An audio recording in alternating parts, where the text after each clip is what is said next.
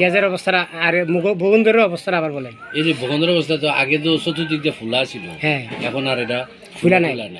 এখন পায়খানা স্বাভাবিকভাবেই আমি করতে কষা হইলেও পায়খানা করতে কোনো অসুবিধা হয় না। অসুবিধা হয় না, মানে কোতাল লাগে।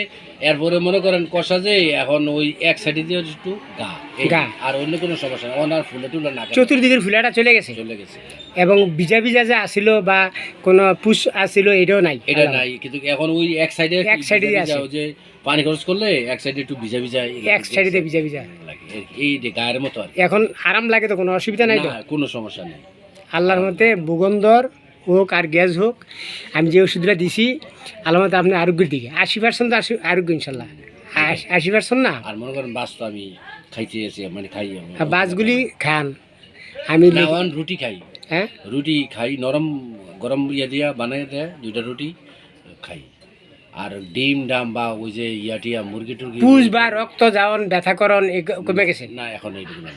ইনশাল্লাহ ভালো হয়ে যাবে। আপনি ওষুধগুলি ঠিকভাবে খান এবং ইউজ করেন, আর বাসগুলি আরও কিছুদিন চালাই নেন ইনশাল্লাহ। খাইতে